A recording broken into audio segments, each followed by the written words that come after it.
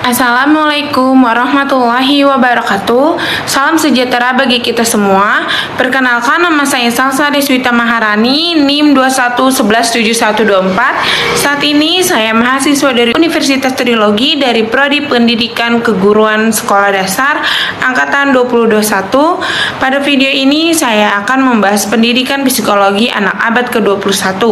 Video ini ditujukan untuk memenuhi tugas akhir semester yang diberikan oleh Ibu Febrianti Yuli Satriani SPDI MPD selaku dosen mata kuliah Psikologi Pendidikan dan umumnya untuk masyarakat luas.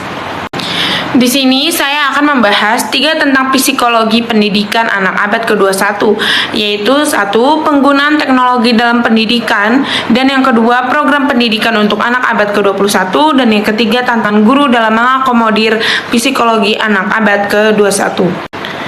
1. Penggunaan teknologi dalam pendidikan anak abad ke-21. Perkembangan teknologi informasi yang semakin pesat di era globalisasi saat ini tidak bisa dihindari lagi pengaruhnya terhadap dunia pendidikan. Tuntutan global pun menuntut dunia pendidikan untuk selalu dan senantiasa menyesuaikan perkembangan teknologi terhadap usaha dalam peningkatan mutu pendidikan, terutama penyesuaian penggunaannya bagi dunia pendidikan khususnya dalam proses pembelajaran. Selanjutnya, apa manfaat teknologi dalam dunia pendidikan? Yaitu 1. Untuk menambah informasi. Jadi, informasi ini lebih luas dan menggunakan sumber dari buku atau media cetak. Lalu yang kedua, untuk meningkatkan kemampuan belajar. Jadi, pendidik juga lebih mudah mengakses informasi-informasi yang baru diperlukan dengan di bawah pengawasan guru. Dan yang ketiga, untuk memudahkan akses belajar.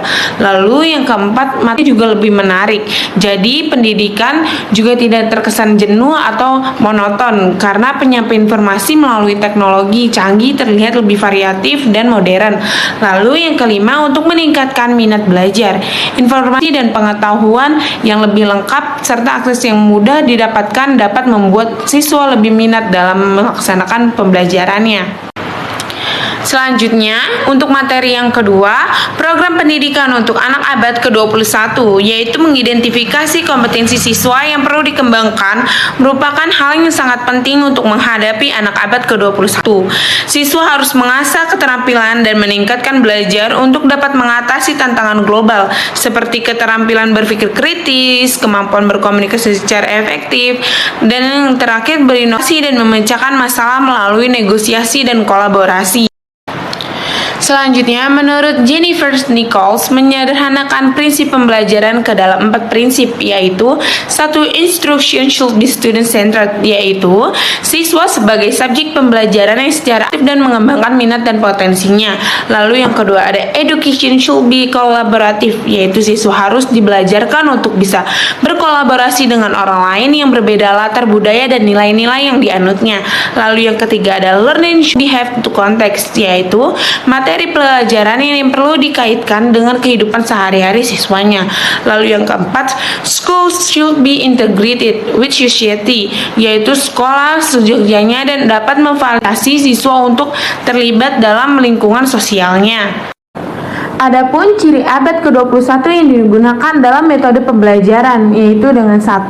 Komputasi lebih cepat menggunakan mesin, dan yang kedua otomasi menjangkau pekerjaan secara rutin, dan yang ketiga informasi juga tersedia di mana saja. Lalu yang keempat, komunikasi, bertukar informasi antara guru dan siswanya. Lalu UNESCO telah membuat 4 pilar pendidikan untuk menyongsong abad ke-21 ini, yaitu 1. Learning to know, 2. Learning to do, dan yang ketiga learning to live together, dan yang keempat learning to be. Materi yang terakhir, yaitu yang ketiga, merupakan tantangan guru dalam mengakomodir anak abad ke-21. Peran dan tantangan guru pada anak abad ke-21 ini merupakan keberhasilan pelaksanaan kegiatan belajar mengajar sangat ketergantungan kepada gurunya, karena merupakan tombak dalam ujung proses pembelajaran. Bagaimanapun sempurnanya kurikulum tanpa didukungnya oleh kemampuan guru, maka kurikulum itu tidak hanya sesuatu yang tertulis dan tidak memiliki makna. Maka dari itu, guru sebagai sebagai elemen utama dalam pendidikan memiliki peran sebagai berikut. 1. Peran guru sebagai perencana pembelajaran. Keberhasilan dalam mengimplementasi kurikulum dapat dipengaruhi perencanaan pembelajaran yang disusun guru. Kepiawaian guru dalam menyusun pembelajaran ini dapat menentukan keberhasilan pencapaian kompetensi yang harus diserap oleh peserta didik. Dan yang kedua, guru sebagai pengelola pembelajaran. Tujuan dari pengelola pembelajaran ini untuk terciptanya kondisi lingkungan belajar yang kondusif dan menyenangkan bagi siswa dalam proses pembelajaran, jadi siswa tidak merasa terpaksa ataupun tertekan. Dan yang ketiga, guru sebagai fasilitator. Sebagai seorang fasilitator, tugas guru adalah membantu untuk mempermudah siswa belajar. Dan yang keempat, peran guru sebagai evaluator. Guru sebagai evaluator tidak kalah penting dengan peran yang lain.